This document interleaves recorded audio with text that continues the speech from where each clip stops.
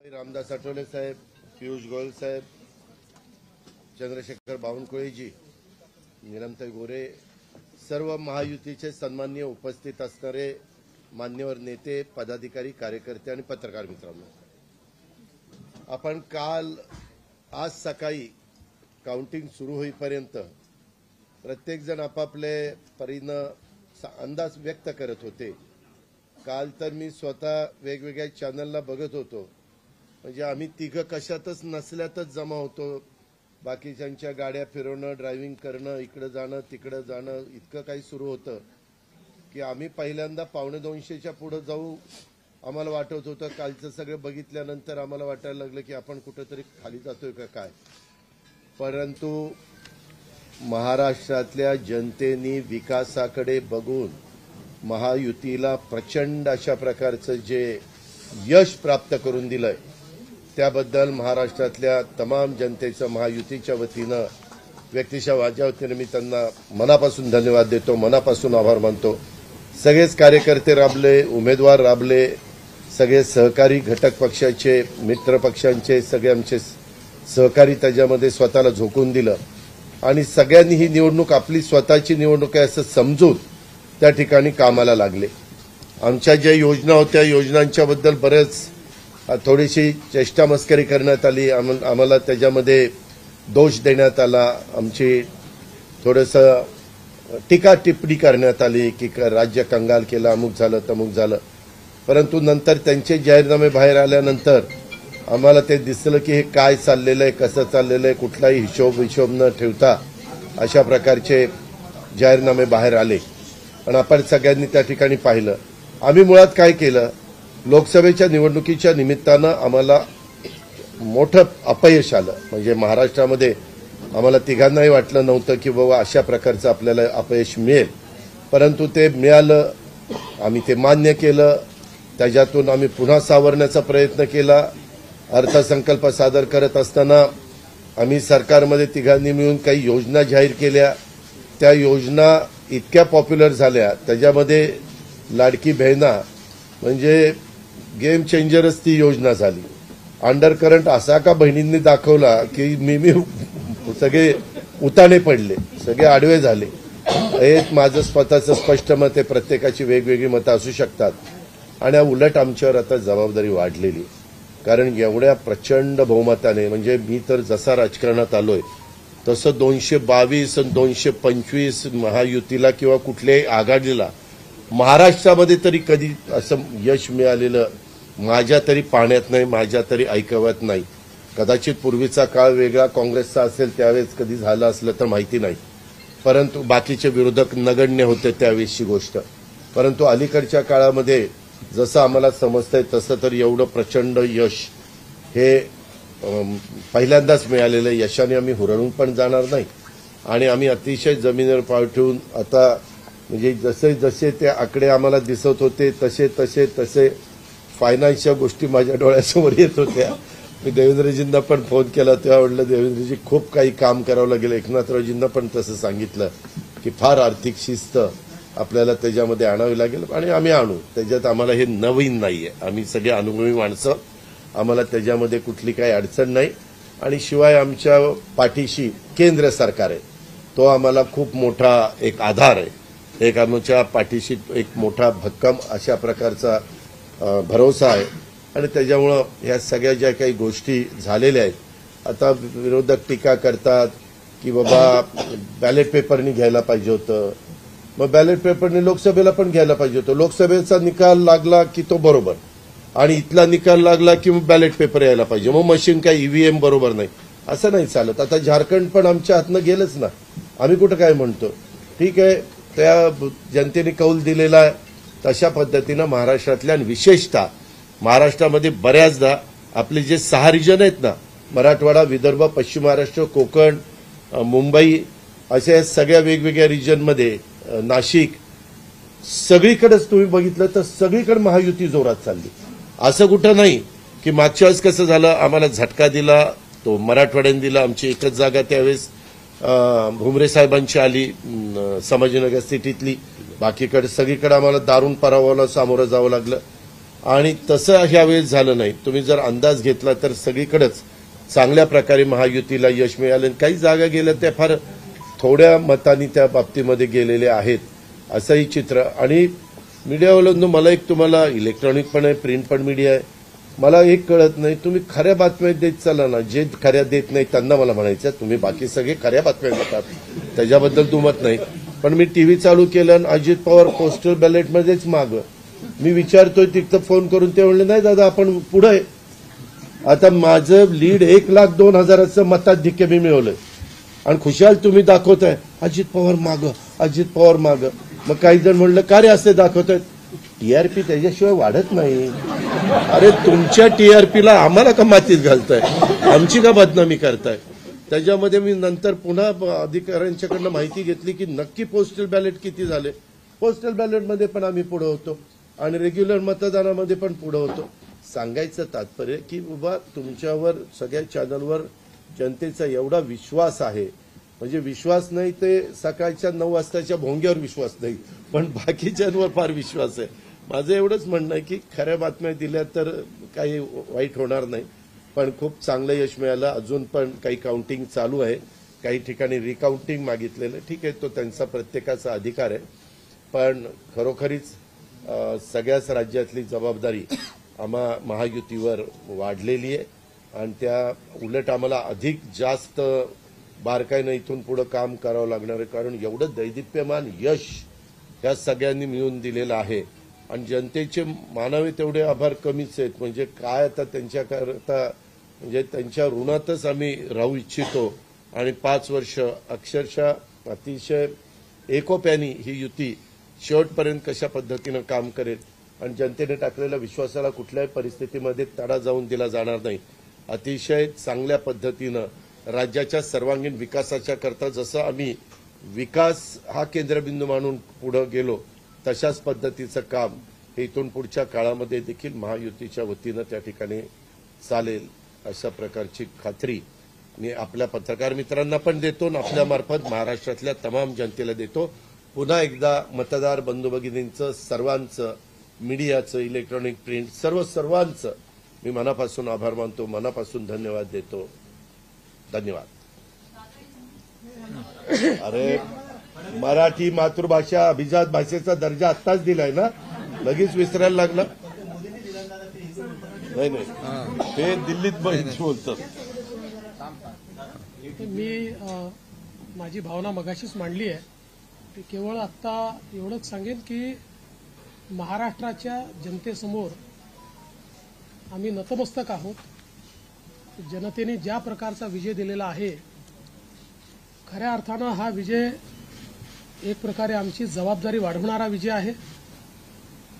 देशाचे प्रधानमंत्री मोदीजींवर महाराष्ट्राने दाखवलेला विश्वास आहे आणि त्यामुळे आता आम्हाला खूप काम महाराष्ट्रामध्ये करावं लागेल याची आम्हाला जाणीव होते आहे. म्हणून पुन्हा एकदा महाराष्ट्रातल्या सगळ्या मतदारांच्या चरणी आम्ही नतमस्तक होतो आणि त्यांना आश्वस्त करतो की त्यांनी जो विश्वास दाखवला आहे त्या विश्वासाला आम्ही तडा जाऊ देणार नाही. सगळ्यांचे अतिशय मनापासून आभार.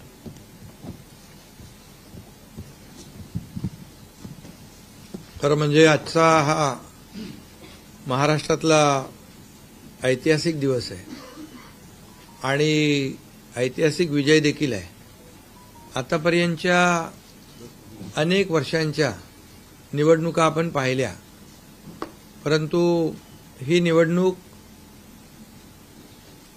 लोकांच्या हातात घेतली अशा प्रकारची निवडणूक होती.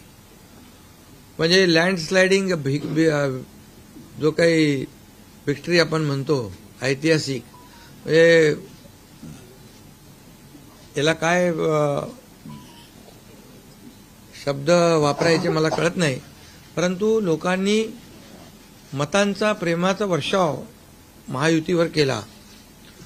कारण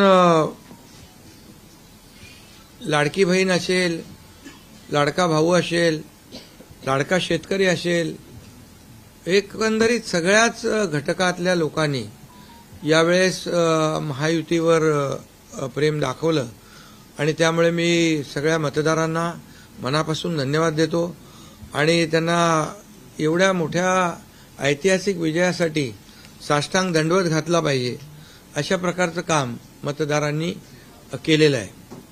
खरं म्हणजे गेल्या 2-2.25 वर्षामध्ये मी, देवेंद्रजी, अजितदादा आम्ही जे काम केलं या राज्यामध्ये की शिवसेना, भाजपा, राष्ट्रवादी, आरपी आमचे आठवले साहेब इकडे आहेत आणि आमचे इतर घटक मित्रपक्ष आणि जे निर्णय आम्ही घेतले ते निर्णय आतापर्यंतच्या इतिहासामध्ये न भूतो न भविष्यते असे होते. म्हणजे एकीकडे विकास केला आम्ही, डेव्हलपमेंट म्हणजे जे 2.5 वर्षात महाविकास आघाडी सरकारने जी काही कामं बंद पाडली होती, स्पीड ब्रेकर टाकले होते, सगळी कामं थांबवली होती. तुमच्या काळातली जी कामं जसं महाविकास आघाडीचं सरकार 2019ला आलं त्यानंतर ती सगळी कामं बंद पाडली, त्याला स्टे दिले आणि ते स्टे आम्ही सगळे काढले आणि कामं सुरू झाली. मग अटल सेतू झाला, समृद्धी झाला, आपला कोस्टल झाला आणि मेट्रो झाली, कारशेड झालं आणि मोदी साहेबांच्या शुभ हस्ते त्याचं आम्ही उद्घाटनही करू शकलो. ज्याचं भूमिपूजन मोदी साहेबांनी केलं त्याचं उद्घाटन करण्याचे भाग्य आम्हाला मिळालं आणि त्यामुळे कामाला आम्ही प्राथमिकता दिली, विकासाला आम्ही प्राधान्य दिलं आणि आम्ही त्यामध्ये एकच डोळ्यासमोर ठेवलं की या राज्याचा सर्वांगीण विकास आणि राज्याचा सर्वांगीण विकास करत असताना सर्व घटकांना आम्ही समोर ठेवलं आणि पाहिलं की जे 2.5 वर्षामध्ये जी कामं त्यांनी थांबवलेली आणि 2.5 वर्ष त्यांनी जे सगळं बंद पाडलं होतं ते किती वेगाने आम्ही सुरू करू शकलो याचं समाधान आणि आनंद आम्हाला आहे. कारण त्याचे तुम्ही ते फळं पाहत आहे. सगळी लोकांना आपण मेट्रो दिली, समृद्धी दिलं, अटल सेतू दिला, कोस्टल दिलं, लोक तो वापरू लागले आणि त्याचबरोबर दुसरीकडे कल्याणकारी योजना आम्ही केल्या. कल्याणकारी योजनेमध्ये लाडकी बहीण, मुख्यमंत्री लाडकी बहीण योजना, त्यानंतर मग लाडका भाऊ केला आम्ही, युवा प्रशिक्षण योजना केली, 3 गॅस सिलेंडर दिले, त्यानंतर वयोश्री योजना केली, शेतकऱ्यांची आम्ही योजना केली, शेतकऱ्यांना वीज बिल माफ केलं, शेतकऱ्यांचं जे किती 7.5 HP पंपाच्या 3, 5, 7.5 आणि त्या पंपाचं वीज बिल माफ केलं. शेतकऱ्यांना आम्ही 2.5 वर्षामध्ये 2.25 वर्षामध्ये आतापर्यंतच्या इतिहासामध्ये जेवढा मोबदला दिला नव्हता 15,000 कोटी रुपये तो दिला. त्यांच्या योजनांसाठी 45,000 कोटी रुपये. म्हणजे एकंदरीत कल्याणकारी, मी डिटेलमध्ये जात नाही त्याच्यामध्ये, पण एकीकडे विकास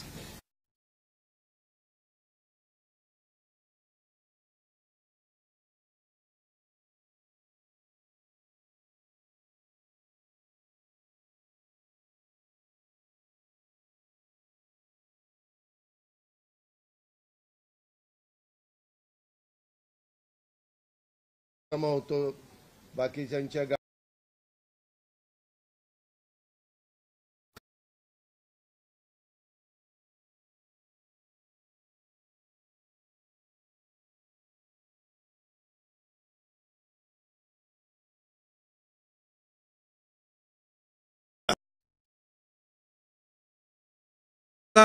मला अभिमानाने या ठिकाणी सांगायचं आहे की मोदी साहेबांनी, केंद्र सरकारने देखील आमच्या पाठीमागे उभे राहिले ताकदीने की जे आमचे प्रस्ताव जे आहेत ते त्यांनी मान्य केले आणि मोठ्या प्रमाणावर गेल्या 10 वर्षामध्ये जे केंद्राने देखील या राज्याला 10 वर्ष तर जाऊ द्या, पण 2-2.5 वर्षामध्ये देखील आम्हाला लाखो कोटी रुपयांचं सहकार्य केलं. त्यामुळे एक डबल इंजिनचं सरकार देखील या राज्यामध्ये, वेगवान सरकार, गतिमान सरकार, निर्णय घ्यायला धडाधड निर्णय घेतले आम्ही. त्यामुळे 2.5 वर्षात सिंचन प्रकल्प 4 त्यांनी केले महाविकास आघाडीने, आम्ही होतो तिकडे. आणि आता आमच्या वेळेस सुप्रमा 124 सुप्रमा दिल्या. म्हणजे एक फक्त उदाहरण की अशा प्रकारचं काम आम्ही केल्यामुळे या राज्यातल्या जनतेने, सर्वसामान्य माणूस आम्ही केंद्रबिंदू मानला. म्हणजे त्याच्यामध्ये महिला आहेत, गरीब आहे, युवक आहे, शेतकरी आहे, यांना आम्ही केंद्रबिंदू मानून काम केलं आणि त्यांच्यासाठी आम्ही योजना केल्या. काय आमच्यावर आरोपही झाले, एका रेवड्या बाटण्या काय काय काय म्हणजे तुम्ही हे वाटप सुरू केलंय, बहिणींना विकत घेताय का, काही लाच देताय का, या सगळ्या गोष्टीला आम्ही सामोरं गेलो. कोर्टामध्ये काही लोक गेले ही योजना बंद करण्यासाठी. आणि म्हणून लाडकी बहीण योजना जी आहे, त्याचबरोबर शासन आपल्या दारी, आम्ही याच्यापूर्वी शासन आपल्या दारी आम्ही केलं. डायरेक्ट तेव्हाही योजना होत्या, पूर्वी लाभही होते, सगळं होतं, परंतु लोक कंटाळून ते योजनांचा लाभ घेण्यापासून वंचित राहत होते. आम्ही 5 कोटी लोकांना त्याचा लाभ दिला, शासन आपल्या दारी. आणि आपल्या लाडकी बहीण योजना, यामुळे एकंदरीत लोकांनी विश्वास ठेवला की हे देणारं सरकार आहे, हे फक्त बोलणारं सरकार नाही आहे. आणि म्हणून देणारं सरकार आहे याच्यावर विश्वास ठेवला आणि कल्याणकारी योजना ज्या केल्या आम्ही फक्त बोललो नाही, तर 5 इन्स्टॉलमेंट लाडक्या बहिणींच्या खात्यात टाकले सुद्धा. आणि आम्ही तर आम्हाला माहित होतं हे विरोधक सावत्र भाऊ आमच्या या नोव्हेंबरच्या पैशामध्ये अडकाटी आणतील, म्हणून आम्ही ऑक्टोबरमध्येच आचारसंहिता लागायच्या अगोदर नोव्हेंबरचे पण पैसे दिले. कारण शेवटी आम्ही देण्याची नियत आमची आहे, नियत साफ आहे. कारण आम्ही फक्त कागदावर योजना ठेवायच्यासाठी केलं नाही. आणि त्यामुळे एकंदरीत या राज्यामध्ये सर्वसामान्यांचं सरकार सर्वसामान्यांसाठी काहीतरी करतंय ही भावना प्रत्येकाच्या मनामध्ये निर्माण झाली. आणि आम्ही म्हणालो common man common man common man. आता कॉमन मॅनने आम्ही ठरवलंय की त्यांच्या जीवनामध्ये काही बदल घडवून चांगले दिवस आणून त्याला सुपरमॅन करायचं. पण त्यांनी आम्हाला या निवडणुकीत सुपरमॅनसारखं काम करून दाखवलं आणि एवढं भरभरून त्यांनी आशीर्वाद दिले की लोकांनी एवढंच आहे की यामध्ये बऱ्याचशा गोष्टी स्पष्ट झाल्या. लोकांनी कल्याणाचं आणि विकासाचं राजकारण स्वीकारलं. लोकांनी सुडाचं, आरोपाचं, द्वेषाचं राजकारण झिडकारलं. आणि म्हणून 2 निवडणुका ज्या लोकसभेमध्ये पण आणि लोकसभेत फेक नरेटिव्ह वगैरे सगळं केलं, काय काय केलं, संविधान बदलणार वगैरे, सगळ्या जातीमध्ये भीती निर्माण केली, प्रत्येकाला घाबरवलं. तरी सुद्धा एवढं होऊन पण प्रधानमंत्रीपदी मोदी साहेबच बसले. आता ते म्हणाले जनतेच्या दरबारात जाऊ, आम्ही जनतेच्या दरबारात जाऊ, लोकसभेच्या वेळेस पण गेले. पण शेवटी एवढं करून, एवढे सगळं खोटं नाटं सांगून, लोकांना घाबरवून पण प्रधानमंत्रीपदी शेवटी मोदी साहेब बसले. आणि आताही म्हणाले आम्ही जनतेच्या दरबारात जाऊ. आता जनतेने त्यांना जो काय मॅन्डेट द्यायचा तो दिलेला आहे. आणि त्यामुळे जनतेने पूर्णपणे विकासाला आणि कल्याणकारी योजनांना स्वीकारलेला आहे. यामध्ये लोक रोज आमचं सरकार स्थापन झाल्यापासून रोज सरकार पडणार, सरकार पडणार, सरकार पडणार, रोज आम्हाला 3-4च शब्द ठेवले होते त्यांनी. ते शब्द तुम्हाला माहित आहे, मी ते परत त्याचा उच्चार करू इच्छित नाही. पण 4था शब्द होता का? नाही. पण आम्ही त्याला आरोपाने उत्तर नाही दिलं. आम्ही कामातून उत्तर दिलं त्याला. आणि कामातून उत्तर दिलं आणि ते काम लोकांना भावलं की बाबा हे काम करणारे लोक आहेत आणि काम सर्वसामान्य लोक आहेत. मी स्वतःला काय समजायचो, सीएम म्हणजे चीफ मिनिस्टर, मी म्हणायचो कॉमन मॅन आहे. आता कॉमन मॅनमध्ये मी जायचो. आता आमचे दोन्ही उपमुख्यमंत्री दोन्ही आम्ही 24/7 काम करत होतो. आणि याच्यामुळे घरी बसून सरकार चालवता येत नाही, फेसबुकवरून सरकार चालवता येत नाही, हे स्पष्ट झालेलं आहे. आणि म्हणून आम्ही लोकांच्या, बाळासाहेब सांगायचे, कार्यकर्ता घरात नाही लोकांच्या दारात शोभून दिसतो. शासन आपल्या दारी आम्ही घेऊन गेलो, शासन आपल्या दारी घेऊन गेलो आम्ही. आणि म्हणूनच आज बाळासाहेबांच्या विचारांनी आम्ही सरकार स्थापन केलं 2019ला मोदी साहेबांच्या आशीर्वादाने. आणि 2019ला जे सरकार स्थापन व्हायला पाहिजे होतं ते सरकार स्थापन झालं नाही, ते लोकांनी बरोबर लक्षात ठेवलेलं आहे. लोक ते विसरलेले नाहीत. आणि म्हणून या निवडणुकीत देखील कोण कुठल्या पक्षाचा, आता तुमचा कुठला पक्ष आहे? तुमचा राष्ट्रवादी घड्याळ. आता तो कोणाचा आहे ते लोकांनी ठरवलं. आणि शिवसेना कोणाची आहे तेही ठरवलं. आणि लोकांनी ते ठरवलं. त्यामुळे आता बऱ्याचशा गोष्टी त्या स्पष्ट झालेल्या आहेत, बऱ्याचशा गोष्टी स्पष्ट झाल्या. आणि मला समाधान आहे की 2019ला 56 जागा आल्या होत्या आणि त्या 56 मला वाटतं आताही 56 जागा आल्या अजून चालू आहे. पण एकंदरीत आताच्या पर्यंत म्हणजे विकासाला लोकांनी महत्व दिलं. मोदीजींनी आता अमित भाई असतील, नड्डाजी आहेत, तिथं पियुषजी आहेत, केंद्रीय मंत्री आपले भूपेंद्रजी आहेत, राजनाथ सिंगजी, बऱ्याच सगळ्या लोकांनी आठवले साहेब तर आपल्या सोबतच आहेत. आठवले साहेब सोबत 100%. तर एकंदरीत आपण सगळ्यांनी या निवडणुकीमध्ये एकत्र येऊन काम केलं. आता एकत्र येऊन काम केलं, आता त्याच्यामध्ये काही लोकांनी म्हणा त्याचा अर्थ वेगवेगळा काढला. मोदी साहेब म्हणाले एकत्र या, विकासासाठी एकत्र या. आता लोकांना आवाहन केलं, जसं आम्ही काय त्याच्यामध्ये जातीपाती धर्माचा उल्लेख केला नाही, पण मतदानासाठी एकत्र या, विकासासाठी एकत्र या, या राज्याला पुढे घेऊन जाण्यासाठी एकत्र या, असं आवाहन करणं काय चुकीचं आहे.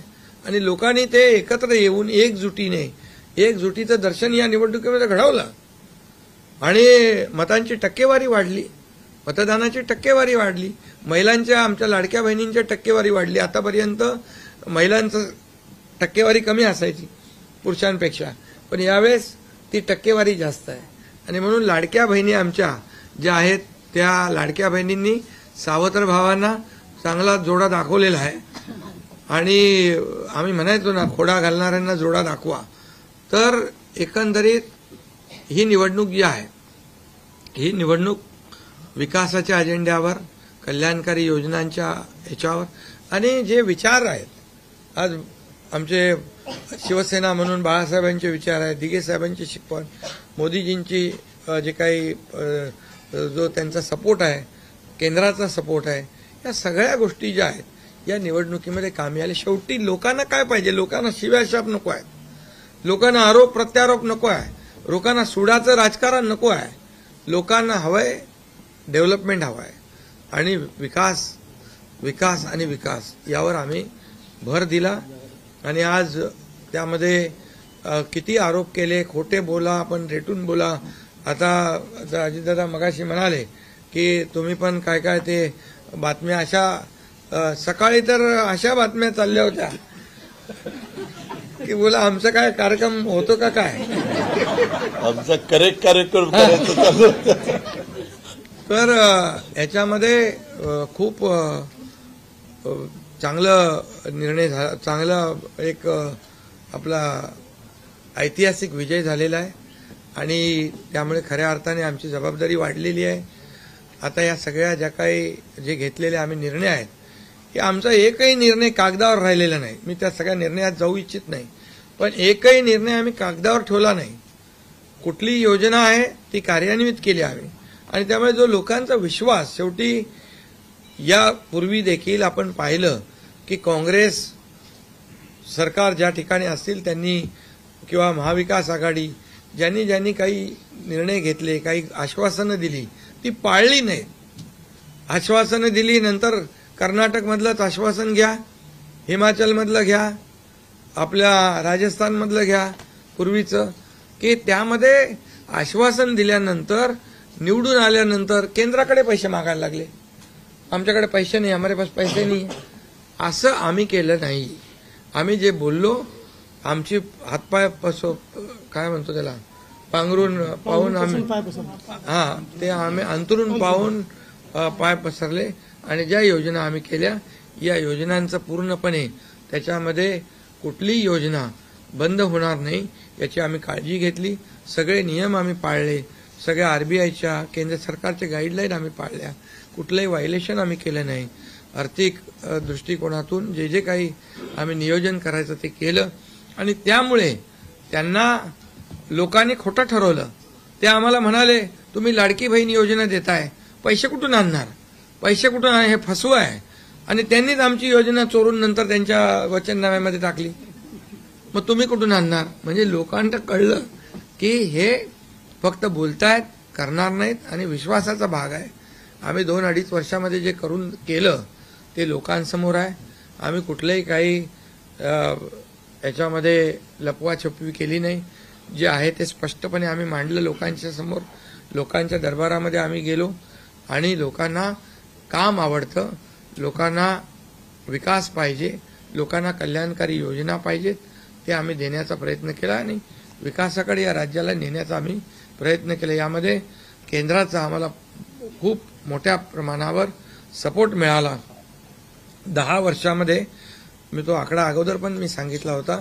मनमोहन सिंग प्रधानमंत्री होते, 10 वर्षात राज्याला त्यांनी 2 लाख कोटी दिले, पण यावेळेस 10 वर्षामध्ये मोदीजींनी 10 लाख कोटी दिले. म्हणजे आताचं नवीन उदाहरण तर 76,000 कोटी वाढवण बंदर आहे, दिघी बंदर आहे, अशी म्हणजे डेव्हलपमेंटसाठी जे आहे, मग ते एअर कनेक्टिव्हिटी असेल, water connectivity, rail connectivity, road connectivity असेल, अनेक प्रकल्पांना जे काही पाण्याची योजना असतील आमच्या, त्या सगळ्याला खूप मोठ्या प्रमाणावर सपोर्ट केला आणि त्यामुळे आम्ही या राज्याला विकासाकडे घेऊन जाऊ शकलो आणि लोकांना कल्याणकारी योजना आम्ही देऊ शकलो. आणि लोकांना आम्ही याच्यामध्ये मतं नाही, आम्ही लोकांची मनं जिंकलेली आहेत.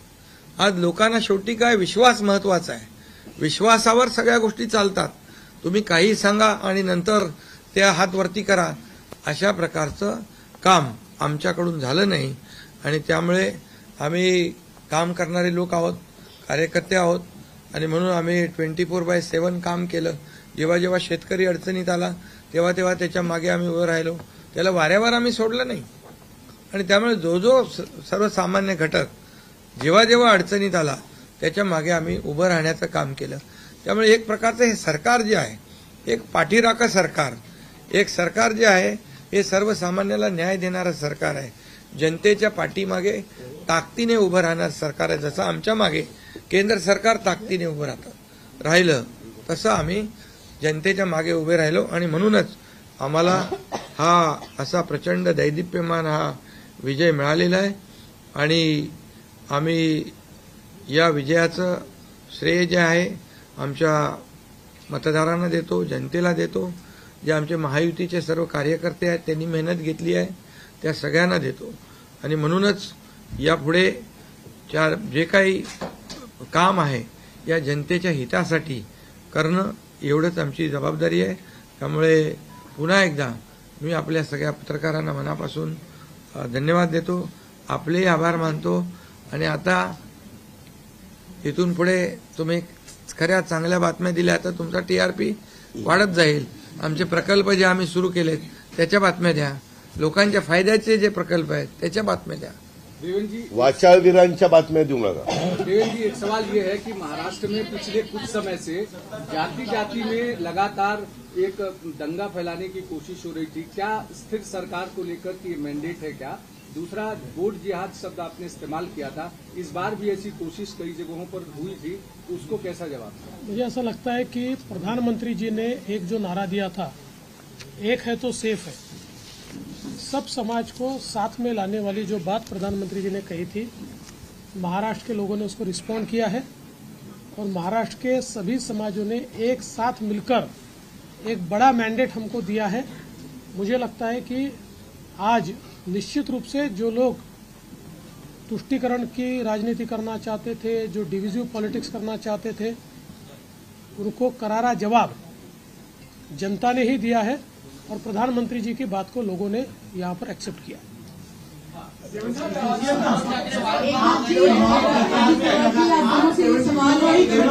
दोनों से ये सवाल है, एनसीपी और शिवसेना, आप दोनों को लेकर ये आरोप लग रहे थे बार बार, आप दोनों के लिए साथ में लड़ाई थी शिवानी ठाकुर जी न्यूज, एकता जी और अजित पवार जी की नकली है. क्या आपको लगता है आज के बाद ये आरोप अब जनता ने जवाब दे दिया है, आपकी ओर से क्या जवाब दिया जाएगा? क्योंकि असली और नकली का फैसला जनता ने दिखाया ना. अभी आपने पहले ही बोल दिया ना. नहीं, आपकी ओर से जानना चाहते हैं क्योंकि देखिए बार नहीं, देखिए जनता ने आज बता दिया है, असली नकली में मैं जाऊंगा नहीं, लेकिन बाला साहब ठाकरे जी की विचारधारा वाली जो शिवसेना है, शिवसेना भाजपा की गठबंधन वाली जो शिवसेना है, एक विचारधारा वाली शिवसेना आज लोगों ने तय कर लिया है. कौन है, मैंडेट दिया है लोगों ने आज. अभी तो मुझे लगता है वो तो अभी उनको तो हम कैसे रोकेंगे, वो तो और कुछ ना कुछ बोलते रहेंगे, लेकिन जनता की अदालत में जाने के बाद उनको भी दिखाया है और हमें भी दिखाया है. फोड़ा गया है। ईवीएम का देखो, अभी झारखंड में ईवीएम अच्छा है क्या? झारखंड में, कर्नाटक में ईवीएम अच्छा था। जब अभी वो लोग पहले जब जीतने के बाद बोलते ईवीएम अच्छा है, इलेक्शन कमिश्नर अच्छा है, वो लोग तो सुप्रीम कोर्ट तक तो उनको सलाह मशवरा देते हैं उनको। वो जो यंत्रणा उनके बाजू से, मतलब उनके फेवर में रिजल्ट आते अच्छी है। अभी तो वोटर लिस्ट पे भी उन्होंने ऑब्जेक्शन लिया था। तो जब हार जाते हैं तो बोलते ये यंत्रणा खराब है, जीतते तो बोलते अच्छा है। ऐसा कैसा है?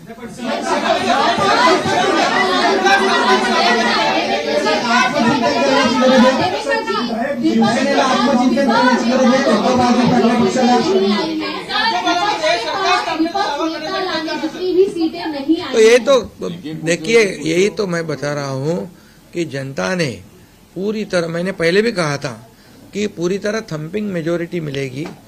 ये पूरा लैंडस्लाइड विक्ट्री है ये पूरी तरह। अभी ये जनता ने भरपूर दिया है। अभी उनको उनकी जगह दिखाई है।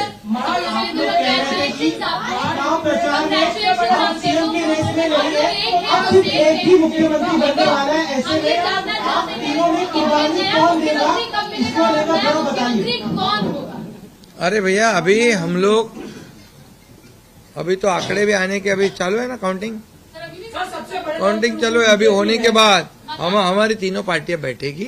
हमारे जैसे आपको बताते हैं, जैसे हमने सीटों का बंटवारा हुआ, हमें कोई मतभेद हमारे में नहीं थे, आज भी कोई मतभेद नहीं है।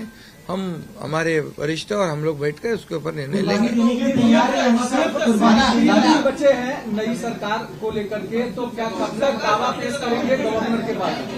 दादा कब तक? अरे हमें करो ना, कब तक दावा पेश करेंगे गवर्नर के पास? क्योंकि अब 26 तारीख जो है वो डेट पिछली बार हुआ था, 5 साल पूरा होगा।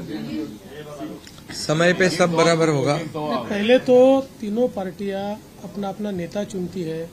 अभी रिजल्ट ही आने का है। रिजल्ट आने के बाद सारे एमएलए को बुलाना पड़ता है, अपने अपनी पार्टी का नेता चुनते हैं, उसके बाद ये प्रक्रिया होती है। आप बिल्कुल चिंता मत करिए, तीनों पार्टियां साथ में बैठकर और अठौली जी का भी मशवरा हम लेंगे और इसका निर्णय करेंगे। लेकिन महाविकास अघाड़ी ने दादा 3 होटल बुक किए थे कि वहाँ पर एमएलए को रखा जाएगा। तो ये जनता ने तय किया है ना, पर एक कमेंट, जनता ने इतना भरोसा दिखाया है, अभी हमारी जिम्मेदारी बढ़ गई है। हाँ, तो फिर वही तो पब्लिक, जनता ने दिखा दिया है, जनता ने पूरा विश्वास दिखाया, तो हम पूरे विश्वास के साथ अभी काम करेंगे। सीएम साहब 3 होटल महाविकास अघाड़ी ने बुक किए थे, कल से 3 होटल महाविकास अघाड़ी ने बुक किए थे और कल रात में 3 बार मीटिंग हुई थी यहाँ पर। हमने एक भी मीटिंग नहीं करी थी, हम लोग शांत बैठे थे। हमने मीटिंग भी नहीं करी थी और होटल भी बुक नहीं किया था, क्योंकि हमें मालूम था थंपिंग मेजोरिटी मिलने वाली है, किसलिए यहाँ पे बुक करें। और उनके आवश्यकता पड़े तो उनके होटल हम मांग लेंगे, उनकी बुकिंग हम ले लेंगे।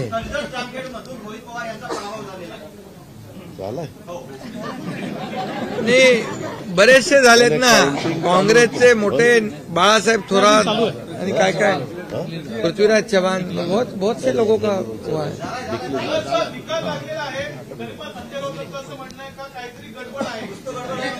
हाँ,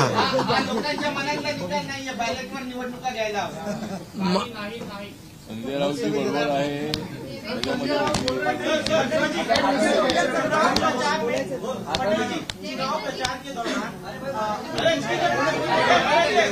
अरे भाई छोड़ो। चला आता 2 प्रश्न मराठीत घेऊ। आपण संपला. महाराष्ट्रात बसलोय आणि मग संपा 2 प्रश्न मराठी। अरे जाने दो ना संजय, एक ही सवाल है क्या? आपका सवाल खत्म हुआ? सवाल खत्म? असं म्हणतायत की बॅलेट पेपरवर निवडणुका घ्या, ईव्हीएमचा निर्णय माहीत नाही। पुन्हा एकदा तुम्हाला विचारतो, संजय राऊत कोण? ईव्हीएमचा निर्णय मान्य आहे।